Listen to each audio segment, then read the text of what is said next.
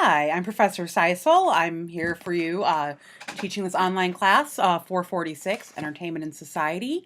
I want to introduce myself, put a face to the name. I also want to go over the syllabus and the outline of the course. To start off, a little bit about myself. I'm from Chicago.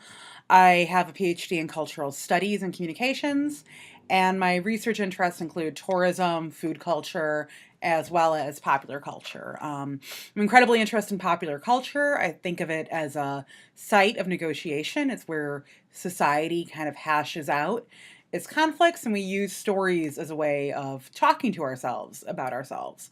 And we're going to be taking that approach in this class. It's one that sees cultural texts, whether those are films, televisions, books, YouTube channels, blogs, memes, um, as indicative of how meaning is being exchanged among people, and also how power relationships and dynamics play out. And we also see, using popular culture, we can see challenges to those power dynamics. And so I want to start the semester off with the TV show Blackish. Their Lemons episode, which was aired in last January, was incredibly well reviewed. For the way it approached how people were dealing with the post-election.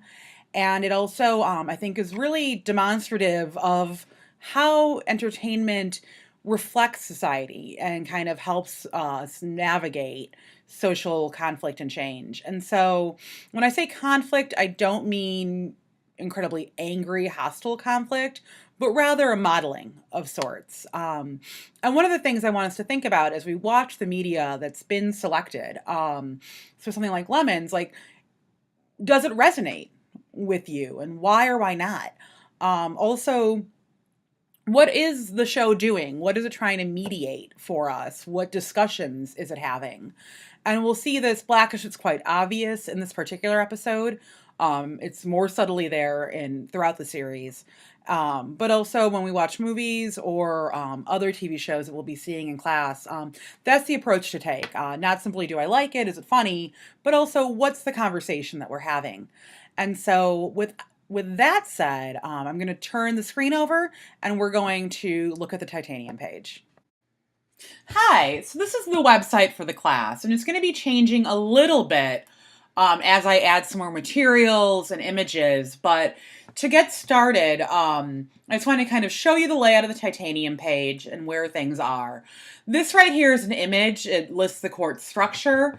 There's between 30 and 60 pages of reading a week, so you should be able to budget for that. Audio-visual material will be between 30 minutes and 2 hours, so essentially television show or a movie. This is an online class, and so learning has to be very self-directed. Regarding that, you need to buy the book. The book does a lot of work in the class. It provides more examples of the theories we're talking about. It also goes into a lot of detail, and without having read the book, or being guided by the book and lecture combination, you're not going to be able to follow along with the lessons in a meaningful way. And so the book is absolutely necessary for that. And if you've been in my other classes, you know I tend to kind of let you know if the book is not.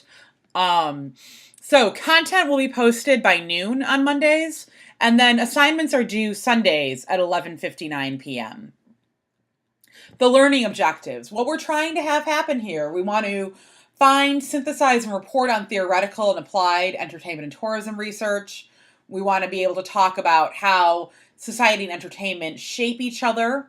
And then we want to talk about how the theories and models apply to contemporary trends and issues. And so I do use some recent media examples, but a lot of what is happening right now relates very directly to the class, and I encourage you to bring those examples in and help and kind of demonstrate your aptitude with the concepts and theories by connecting them and using them relating to material and culture that as it is today.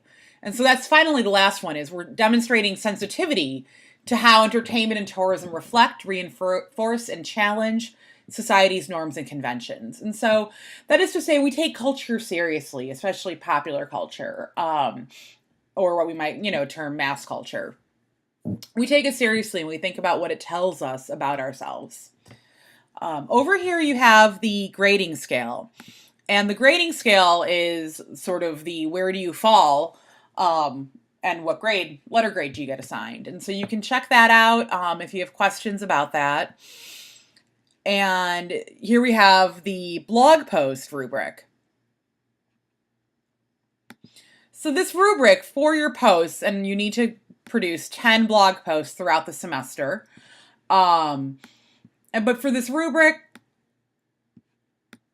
what I'm looking for when I read your post, and this rubric also is for short answers on the lessons.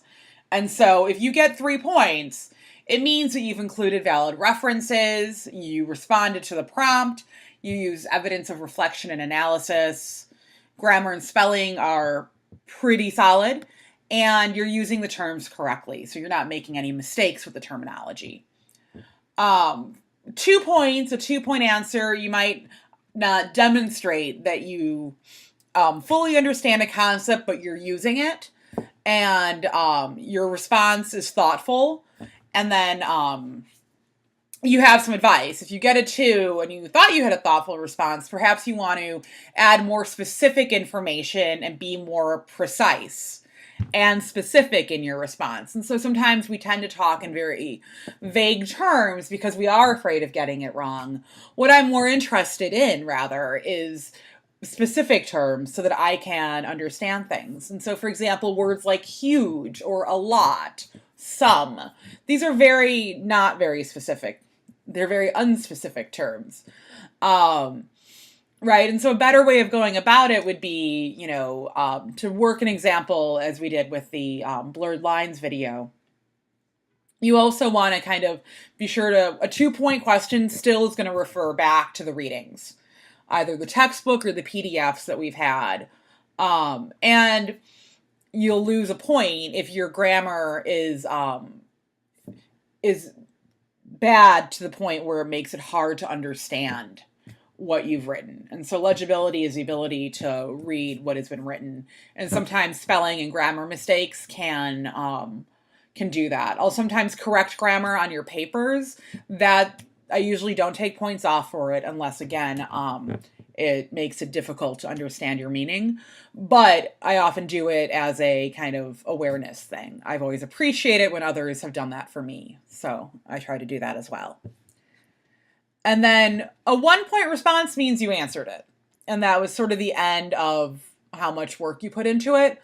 Or perhaps you just responded internet comment style with no evidence from either the text or outside sources to support a claim you made.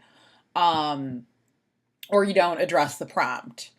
And so a 1-point response is going to contain pretty much all of these elements. And then 0 points if you did not respond at all, if it was inaccurate or unrelated, things like that. I've never given 0 points for a response that was posted. More likely than not, it's that you didn't answer it. And then, so if you find yourself getting 2 points, just come back to this rubric and think about what you're doing and think about how you can improve your post based on this. So maybe you need to double check your grammar. Maybe you need to, be more specific in your examples and in your responses. And again, a 2-point answer, you don't want to just do like, oh, I totally agree with you, or oh, like it's got to be much more kind of thoughtful than that. And so that's the piece on how the responses are scored. And so this is for both lessons and the blog posts. This is the help forum. People have already found it, and that's great. So this is where you can post to yourselves. I do try to get back to everyone on the help forum as quickly as possible, but sometimes you beat me to it, and I really appreciate that. And again, with an online class, so much of this is based on the ability to use the technology. And there's, I don't see on my end what you see on your end. and we're all still learning the functionalities of the system. So that said, send me screenshots if you have a question or post them, or, if it is a technical issue, call IT or email the IT people to kind of get some help on working with titanium. Help forums are not places to ask about grades or to discuss grades. And so I will take down any postings that discuss that. If you have a question about your grade or how something was graded, you can email it directly to me and I'll respond to you, or you can certainly come to my office hours, or we can make an appointment. Introductions, I'm happy to see some people are introducing themselves. I like to be able to put a face with the name, and it also gives me a sense of that there are actual humans at the other end of this. And then here's the class blog. So it should be easy to find. Post your blog entries here. Now, I also realized that the copy of the syllabus that linked through, I was trying to link it in through Google Docs. That did not work, and so I apologize. But this is the updated syllabus. It's more complete, and we'll go over it in a minute. And then beneath all this, right? So this is static. This is what what's always here and kind of the important information for the class. Now we get to the weekly sections. And so we have just right now this one up, social meaning and entertainment, right? Here we have the learning outcomes. And so this is what this lesson is meant to, the information you're being provided with. And then the readings. And so, as you've realized in the lesson, you have to page through. There's 2 preliminary viewing questions. And this is similar. I'm trying to reproduce. If we were in a classroom, in person, I would ask you a few questions to kind of warm you up for what you're about to see and how I want you to think about it. And so this was an attempt to do that. And then there's post-viewing questions, because similarly, if we were in a classroom, we would have a discussion after the show. And so I actually like it in online classes. I do get to know you guys much more as individuals, because I get everybody's perspectives and responses. And that's always really interesting for me. So you are writing to somebody when you fill these things out. I do read them. Then here I have some people in the past have had trouble loading the videos into when they're embedded in the lesson. And so here I posted it so that if somebody was having that issue, they too could just come and download it and watch it that way. And then here is the reading listed up here. And the full citation information is in the lesson. So that was this week. For next week, we will have a similar arrangement. Okay, now I want to go over the syllabus. Okay, welcome to the syllabus. So, important information. My office is in College Park on the 4th floor. You can email me at cseisel@fullerton.edu. I'll be in my office for office hours on 2:30 to 4:30 on Tuesdays, and 2 to 3 Wednesdays I'll be in my office and online. You also can find me through email. We can arrange a meeting if the Tuesdays don't work for you and you'd like to meet. The course text. You do need to buy the Kara and Lowe book. It is incredibly important to the class. We do use it quite a bit. The lectures don't directly follow it, but they definitely complement it. And Kara and Lowe are going to provide you with information that make the longer explanations in the lectures and lessons make more sense. So do use the book. The class is taught entirely online, and it's a 400 level class, so it's quite demanding. You should plan to be on titanium at least 3 times a week.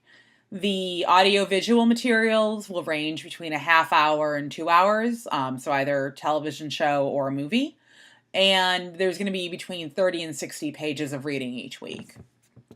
And so because it's an online class, learning has to be self-directed. I'm here to support it, but I can't do that unless I know that you have a question or are confused about something. and what that is. So please email me to become an active participant in your learning experience. And by confusion, there's obviously the technical issues, but also questions about the concepts we're talking about, how they might be applied. Are you interpreting it correctly? Things like that. It's much more fun to have a discussion about. So content for the week is posted by noon on Monday. Lessons, quizzes, and assignments are due Sunday nights at 11:59 p.m. Don't freak out about the lesson grades. All qualitative answers need to be graded manually, so that takes some time. But then we also have weighting. And so those course grades combine to form the percentage of your grade that homework lessons are. And Titanium's algorithms calculated a little bit funky until all the grades are done. So do watch the assigned viewing materials. And so, as was noted, sometimes there's a lot of commercials, but you can either buy it on iTunes. Other stuff is available on Netflix, Hulu, or Amazon Prime, and you should definitely use those. Class schedule. I will email any updates or changes. I'll also make an announcement. Stay subscribed to the course news announcement and updates, because that's where I'll send you a lot of information about things for the class. If there's additional information or a question that I thought everybody would benefit from the answer to, I'll usually use that to communicate. And so with the readings, we don't expect to always understand everything as you're reading it. The readings, I try to keep them fairly simple, but theory always requires a certain amount of space to settle in. And so, for example, for next week while you're reading Gramsci, think about what he's talking about in the big picture. Don't get caught up on the tiny mini words or examples he's using. He's writing from a jail in Italy under Mussolini, so the language is a bit different. But that said, it's one of the most important theories we have in media studies to help us talk about the work that entertainment does within culture. And so Gramsci is going to be really important to the course. And then also we're viewing Mean Girls. And so for that, we're going to use Mean Girls as a way to talk about hegemony. And this one I'm really excited about. It was actually a student from the class last semester who made the suggestion in her final paper that Mean Girls was a good illustration of Gramsci. And I really liked that. And I think it'll hopefully make it more clear for you guys as well. And so the course moves through, right? We're beginning with broad theories. Now we're moving through to more explicit case studies. And so week 3, we're going to talk about how Gramsci is used to think about popular culture. So we're going to continue the work of week 2 in that way. And then Elena Shugart writes about Queer Eye for the Straight Guy and the sort of cultural work it did and where that show fits in with other things. And so you'll be viewing an episode of Queer Eye for the Straight Guy, which is available on YouTube. You can also go to, I think it was on Bravo's website. Popular culture and social influence. So how does popular culture, what does it tell us about how we're socially organized?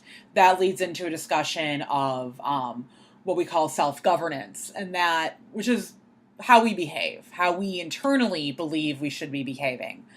And that is explained more in the Kara and Lowe chapter. And then we're talking about, by week 6, we're interested in how media provides fodder for the imagination. So what does media help us do? And then we've got how media and identity intersect. And then your first essay will be due in week 8. And so the essays are writing assignments. You will receive a prompt, and you will then write a paper. You have to cite sources from the course in your paper, and otherwise it's a fairly straightforward project. So we're also going to be talking about audiences, and now we're moving into more of the economic side of things, the companies, and how the industry is structured. And then we get to the digital disruption. So we're going to talk about how digital technology, is important in terms of social movements. How does it change how we interact with space? And questions like that. And so, week 16, your second essay is due. So there's 2 essays for the assignment for the course. A set of 10 blog posts, so each one is worth up to 1 point. And then lessons and quizzes are 30% of your grade. And so, like I said, you're going to want to average the lesson and quiz grades manually to be able to keep track of how you're doing on that measure. Your essays are 3 to 4 pages in length. Prompts will be provided. For the blog posts, it's collaborative. I'd love to see everybody referring to each other, letting me know that you've read the other posts, and keeping a conversation going. So that said, 200 to 300 word post. It's got to relate to a story, an image, or a text. So your post should link to that. And then have a quote from the week's readings and explain how they relate to each other.